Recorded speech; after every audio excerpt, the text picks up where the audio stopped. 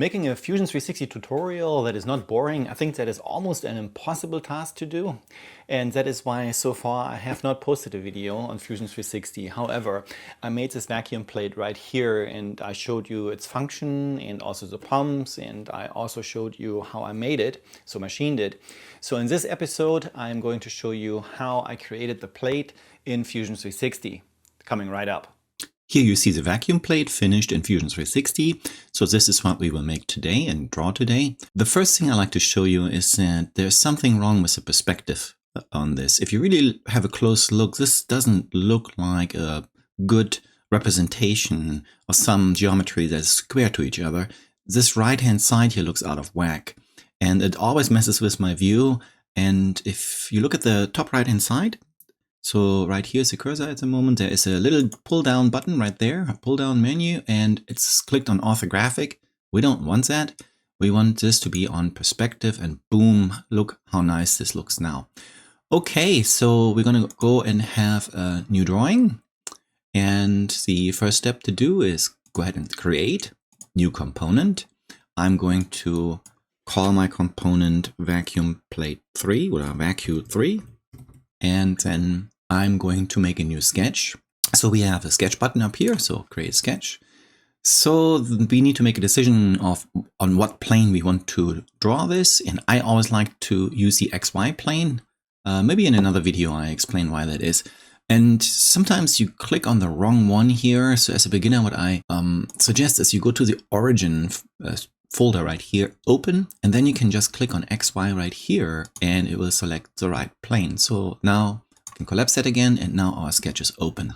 First thing we need to do is to draw a rectangle. So there's our rectangle command, and make sure that you snap onto the origin, because that gives us our first constraint. Snap on the origin, pull it open, and so now we need 320. It's a tab button and 320. Enter. Here it is. Okay.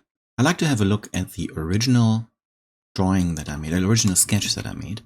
And I like to call this sketched out max, or fully sketched out. Look at all of the dimensions. It's starting to look pretty confusing. There's some lines in there, and we don't need all of those dimensions. And I also made the hole itself for the 8.2 millimeter hole for the M8 fasteners. I drew them in here as a circle. And I think I like to do that differently in this tutorial, because I think there's a better way if we just use it as a feature for the 3D geometries that we're going to create. So the dimension here that is important for my machine will be that we have a 100 millimeter distance from hole to hole, because I have a 100 millimeter pattern to fasten the plate down. So you have to make an adaptation of that for your machine. Okay, let's go over, and to make a feature on a 3D model, we need a reference. And as that reference, I'm going to create a sketch point. So create point, and I'm going to place one right here, and then one over here. That's 2. And then I have one over here, and then one over here, another 2 up here, and another 2 right here. Right click. Okay. Obviously, these points now I can just take and move, because there is no dimension to them. So we said they need to be 100 millimeters apart. All right, let's do that. Sketch dimension, this point to this point will need to be 100. And I'd like to follow some housekeeping. So this dimension needs to slide down. This is 100. And I know that it needs to be 10 millimeter from the side. So another dimension from here to here will need to be 10. There it is. I'm going to define also the 2 on the left-hand side right here. So you now can see that these are still not defined, because I can move them around. And to lock them in, I know that this is 320, this dimension on the outside. There's 100 in between, that is 220. If I divide that by 2 for the distance to make that equal on left and right hand sides, it's 110 millimeters. So I'm going to give that one more dimension from here to here.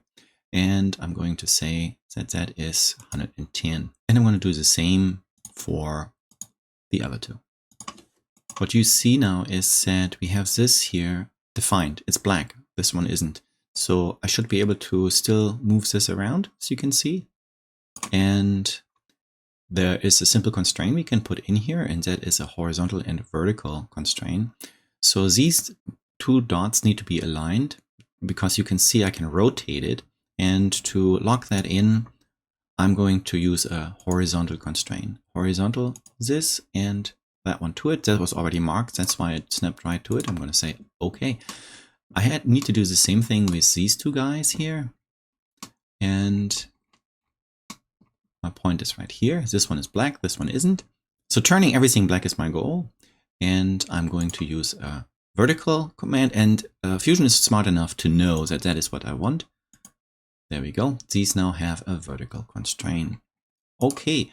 Now, to further do the other two sides, we would need to put the dimensions in and those kind of things. But there's an easier way to do that. And we're going to stay with the horizontal and vertical constraints here, because we can lock in the dimension from the points that are now already defined. So to better illustrate that, this point here, I'm going to just move it like right down here, as you can see. And it needs to be aligned in a horizontal manner with the point on the left-hand side. So it's already marked right now. I'm going to click horizontal vertical, and my reference will be this point over here. And there it is. Nice. So I can do that the same way with the rest of them. Let me go ahead and do that. Like we said, the whole pattern is 100 millimeters. So I think it would be incorrect to make any dimensional references now to the edges of the outside contour. Really, the functionality comes from the whole pattern itself, so that they fit to each other. It might not look right to you, but what I am going to do is I'm going to reference from this hole right here, that dot at the moment, from this hole right here, I'm going to reference my pattern from it. So that means I need a dimension from here to here. And I know that, let me place that dimension. And I know that that needs to be 200 millimeters. And we can then align this one here. Matter of fact, let me do that first. So here we can put a constraint in in reference to this one. This one turned black. It's defined now. Horizontal, vertical. This to this. There it is. This one turned black as well. I'm going to do the same thing with the two upper ones. And the reference again will be this right here. So I know that I have to have a distance between this and this of 300. There it is. And it turned black. And again, a constraint from here to here. And now all of the 8 points for my holes are going to be where I need them, and they are defined. I'm going to finish the sketch, going to the extrude command. And usually I extrude up, but in this case now I'm going to extrude down, because I like to have the sketch itself remain on the top surface. So I'm going to pull this down, and the distance will need to be minus 12 millimeter, because it's made of 1/2 inch, and 1/2 inch is a little bit more than 12. So 12 millimeter allows us to machine it. Okay, so here's our solid now. Here, a quick update to the design. Originally, I made this from 2 1/2-inch plates. And I have updated that design, so I'm able to drill into the side of this for a 3/4-inch MDF board. So the extrusion that I showed you makes at least 18 millimeters. So 3/4 is 19 point something, and I machine it from both sides later on in the cam portion, and so this will be 18 millimeters thick. All right. If I turn on the sketch right here, then you can see our dots, and these will be the reference for our holes. So all that we need to do is go to the hole command, and then a menu comes open, and the first thing I like to do is up on top is placement. I like to select all of the dots that we have created, so sketch points, and if I make a window, I can't make a window. So what we have to do is here from sketch multiple holes. That's what we're going to use. And now we can simply go ahead and create a window around them, and our holes are already coming up, and we have one too many, and that is up here. So let's click on that and it will disappear now. Okay, we have also opened a much larger feature window right here, and there are 8 selected. We are on a distance. No, we're not on a distance. We're going to go through all. It's going to be a counterbore. That is correct. We have a clearance hole. And next is what I like to do is I like to select the fastener type, and that is an M8 hole. It's a socket head cap screw, and it is in the metric profile. The fit that I choose is close. I like that better because of the diameter.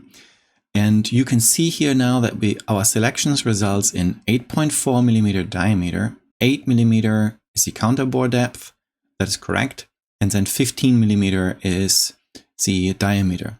If you don't like any of these or one of those, I don't like the 8.4 because it gives me too much wiggle room on the plate. I like to change that to 8.2, and I will show you how I did that. That is a bit of an advanced feature, but all I have to do now is click OK, and I have all of my counterbore holes selected or generated basically. Now let's go to modify, and I can change a parameter. So change parameter, this is a little bit advanced now, but you can see we have model parameters for the vacuum plate, and there is the sketch, the extrude, and the hole command. I'm going to go through the hole command, and here we find the 8.4 millimeter hole diameter, and I am going to double click it and change it to 8.2. So when I do that, then the expression and the value changes. I'm going to click OK, and I have now successfully made the through hole diameter 8.2 millimeters. There's a little bit housekeeping I like to show you, and that on the left hand side in our tree we have a body one and a sketch one. If you get a complex drawing, this is going to get confusing. So I just have a habit of giving those names. So this is simply the plate itself, so I'm going to call it plate. And that plate has also a sketch associated with that, and that is the sketch 1, and I'm going to rename that also to plate. Next, we need to create the grid pattern. That will be our vacuum channel. And I like to show you my original drawing that I made for that. So we have an island, so that is this pad basically, and that will be 42 by 42 millimeters, and it has a radius of 5. And then I basically used the rectangular pattern command, and I made a 5 by 5 pattern and copied that basically. So let's make the original one that needs to be placed in the center. Therefore, we have to make a new sketch. Where is this sketch? Well, on the surface right here. And first we have to make a square. We have to align that square to the center of this. The way I like to do that is I'm going to make a line, top left hand side to bottom right hand side. Escape out of this. So now this needs to be a construction line. So I'm just going to click the line, and here on the right hand side, I'm over here, I can go and make that a construction line. So this has changed now to a dotted line. Okay, good. And now we are going to use a square. Now this is really important because I had to iterate the pattern and also the width of the channel several times. I noticed that things didn't line up and they didn't work out the way I wanted them. So the rectangle here on the top right hand side of that command, I'm over here right now, there is a center rectangle, and I'm going to click that center rectangle, and just for demonstration purposes I'm going to put it like out of the center at this moment, and I will make this, we set 42, tab 42, enter, and there it is. And of course it's not in the center and it is blue. So it's not defined. How do we get that in the center? That is relatively easy. We're going to go over to the constraints, and there's a constraint called midpoint. So I'm going to find that as this triangular sign right here. I'm going to hit midpoint. So what is it that we want to have at the midpoint? Well, the center point of the triangle to the midpoint of this. Et voila, done. So we have now this living in the center. And we saw that we need a radius of 5 on the outside. Well, that is relatively simple to do. All what we need is to have a fillet. So here's our fillet, and it was a 5 millimeter fillet. You can create the next one right here. This 5, and this one, and this one. And I'm going to hit enter. We have now all 4 fillets. Now there's a warning right here, and that is that there's a constraint that was removed during that operation. So we have removed the corner of that square right here, and that ultimately resulted in that warning. Under Create, we are going to find the rectangular pattern command. We have to select the objects, and I'm just going to open a window to do that. So we have the entire square selected. The direction, we can just pull on the arrow and that will give us a direction. But what we really need is to make this not in one direction, but make it symmetric. So let's go down the menu here. What is the distribution? Extend. Extend will be if I have to fill up a certain space. No, we need spacing. Spacing will be in between, the distance in between the pattern. And our pattern will be the square itself. That's 42 millimeters plus, so the distance is 42 millimeters plus the channel. So the channel is 5.9 for the seal that I'm using. And what is the quantity? Well, it needs to be 5 by 5. And one direction? No, symmetric. From the center point that we have selected to both sides. Okay, that's all what we need. We're going to copy this over to the other one, the other direction. The same here. It will be 42 plus 5.9, and then quantity will be 5, and instead of one direction, symmetric. And I should be able to hit OK. Here's our pattern created. So what is now left to do is that we have to make one more seal all the way around the perimeter. And we also need the distance, and to that first line needs to be from here so that we actually create that channel 5.9 millimeters. So let's go ahead and do that. I'm going to use the rectangle command, but I will change it again from the 2-point rectangle to the center point rectangle. I'm going to pick the center point, and now it becomes a little bit creative here. So I'm going to hover over the top right hand corner right here. Can you see that? I highlight the cursor, top right hand corner of our pattern. And then I get a dimension at the bottom that's blue, highlighted blue right now, 233.6. When you use the right arrow, 233.6. So how big is this square? Well, it has a channel on the left and on the right. So we're going to add to that dimension plus 2 times the channel width, which is 5.9. I'm going to hit the tab button. I'm going to do that one more time over here. It's highlighted. I'm going to use the right arrow. So the number remains plus 2 times 5.9. Enter. And there is our square. Okay, now we need a fillet on the corners of that square. So the fillet command. And I made that also again 5. So from here to here.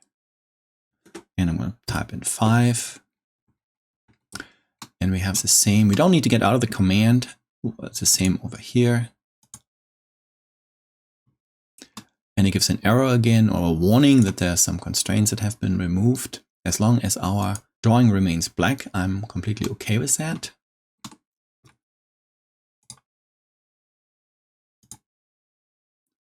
And hit enter. There it is. This is all what we need for the vacuum channel. We can now go ahead and finish the sketch. And we want to extrude that. I'm going to select the extrude command. Now we have to select the profiles. And this should work out good if we just select the grid that you see right here. Okay, that worked. And we need to be in the down direction, which ultimately gives us a negative value, which is actually correct. And I'm going to make that 5.2 millimeters for the channels that I have, or the seals that I have. And extend type is distance, one side. That is all correct. Oops, I made a mistake. That needs to be a minus 5.2. And the operation is cut. And that is correct. I'm going to hit OK. Ta-da! Here it is. We have now created our vacuum channel. I like it. That looks pretty good. So we are at 20 minutes already, and I hope that just the drawing of this gave you some inspiration and also some tips. The cam portion, I originally had planned to put this in this video as well, but we're already like off the neighborhood of 20 minutes. That's just getting way too long. If you like, I make also a cam video, and I'm curious to know from you, if you leave me a comment please, if you like more Fusion 360 content, then I plan on making some more videos of that. Personally, I think they are probably a total flop and nobody's gonna watch them, but who knows?